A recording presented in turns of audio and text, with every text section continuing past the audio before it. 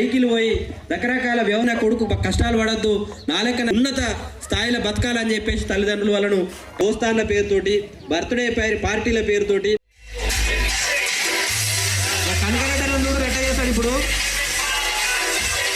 నువ్వు పిల్లవాడే అవుతారా మాకు చదివేస్తావు మళ్ళా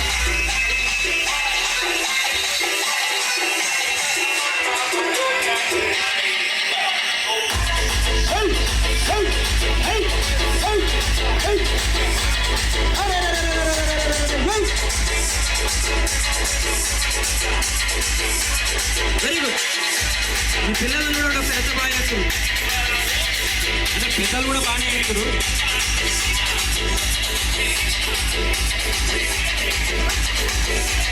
వెరీ గుడ్. ఇది దూరం జరిగిన లాస్ట్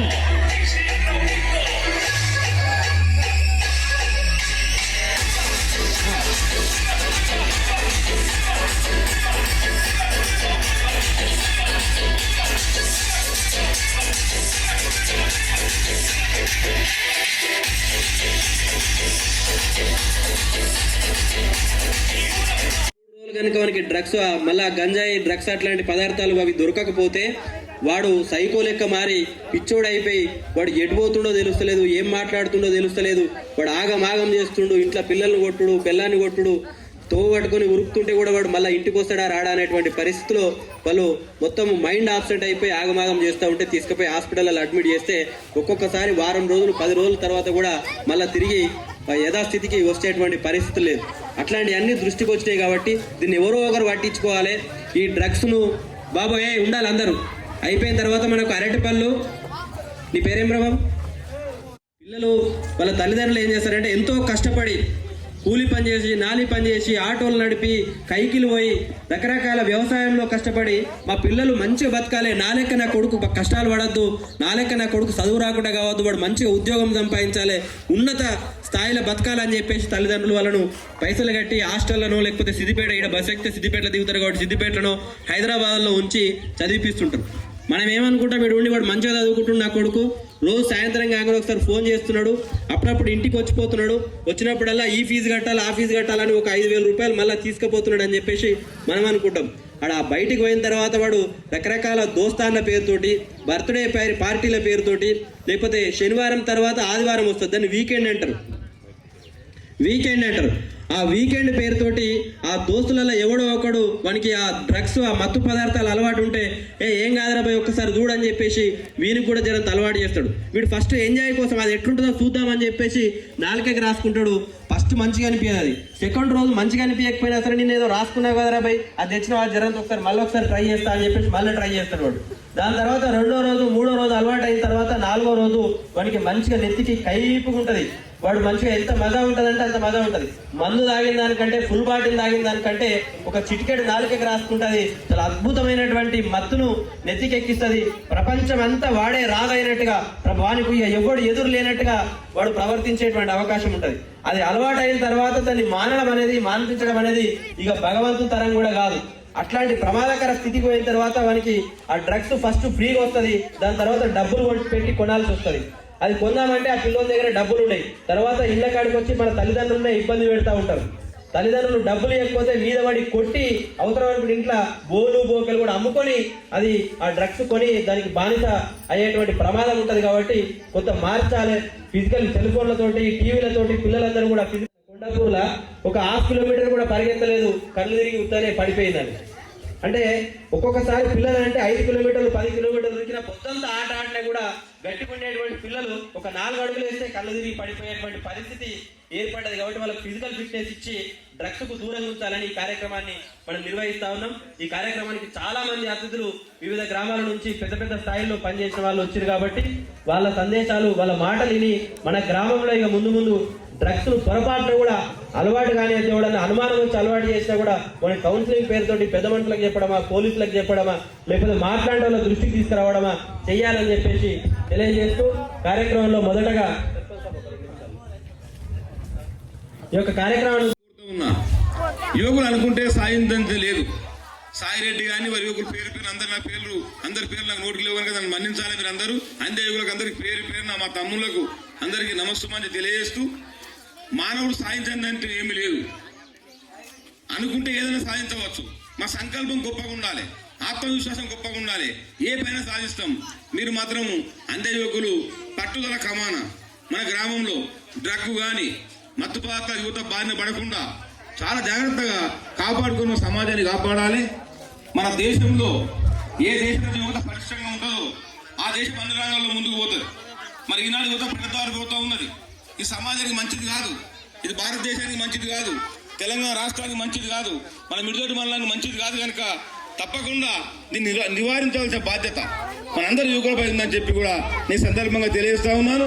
మేమంతా కూడా ఒకప్పుడు చిన్నప్పుడు నడిచేవాళ్ళం. అన్ని గ్రామాలకు కొంతమంది తెలుసు. ఈ గ్రామంతో మాకు అయిన సంబంధం ఉన్నది. మా అక్కల్ని ఇక్కడికే ఇచ్చినాము.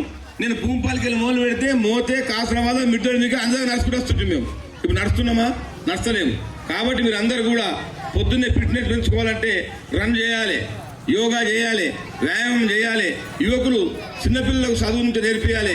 మా రాములు గారు కూడా మన స్కూల్లో కూడా యోగా కార్యక్రమాలు చేయించాలి. తప్పకుండా పిల్లలకు శారీరక దాడిద్ర్యం పెంచాలి, క్రీడల నైపుణ్యం పెంచాలి. ఇట్లా మనం మంచిగా తయారయ్యాలి. ఏనాడైతే యోగా పటిష్టంగా ఉంటుందో, యువకులు బాగా తయారవుతారో అప్పుడే దేశం బాగుపడుతుంది. మా రాష్ట్రపతి అబ్దుల్ కలాం ఒక మాట చెప్పిండు, భారతదేశ భవిష్యత్తు తరగతి గదిలో ఉన్నది అని చెప్పిండు. యువకులు తయారు కావాలి, చదువుకున్న పిల్లలు తయారు కావాలి, నవభారతం నిర్మించాలి, మంచి బంగారు తెలంగాణ నిర్మించాలంటే యువకుల పాత్ర కీలకంగా ఉంటుందని చెప్పి కూడా నేను సందర్భంగా తెలియజేస్తూ, మరి డ్రగ్స్ నివారణ కోసం మనమంతా కూడా కంకణబద్దులు కావాలి. ఈ డ్రగ్ మహమ్మారిని తరిమి కొట్టాలి. ఇది చాలా ప్రమాదం. ఇది అప్పుడు పాశ్చాత్య కల్చర్. ఇది ఇలా భారతదేశంలో లేదు. ఇది ఆస్ట్రేలియాలో, అమెరికాలో, జపాన్లో, ఇటలీలో ఉండే. ఇది ఒక సినిమా యాక్టర్లో ఎవరో తీసుకుంటాడు అప్పుడప్పుడు అనుకుంటున్న పరిస్థితిలో ఇక గ్రామాల్లో వాక్తా ఉన్నది. సరైన సమయంలో సరైన నిర్ణయం తీసుకోవాలి. ఇప్పుడు సరైన నిర్ణయం మన సమయం వచ్చింది కనుక యువకులు కంకణబద్దులై మా గ్రామం రాకుండా కట్టడి చేయాలి. గ్రామంలో కమిటీ వేసుకోవాలి. ఏమని? డ్రగ్ నివారణ కమిటీ, డ్రగ్ వ్యతిరేక కమిటీ, డ్రగ్ పోరాట కమిటీ అని వేసుకొని మనం ముందుకు పోయి ఇది రాకుండా చూసుకోవాలి. మత్తు పదార్థాల నుంచి యువకులను కాపాడాలి. ఏదో ఓ అకేషన్లను, ఏదన్నా దావతులను ఏదో నెలకోసారో 6 నెలలకోసారో ఏదో ఫంక్షన్లు చేసుకోవాలి. కానీ పొద్దున్నే తాగుడు చురుగు వేస్తారు కొందరు. ఇది మాత్రం ప్రమాదము, దేశానికి మంచిది కాదు.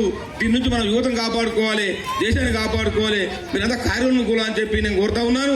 ఇవాళ రేపు అన్ని సెలబ్రిటీలు, బర్త్డేలు, రకరకాల పార్టీలు జరుగుతూ ఉన్నాయి.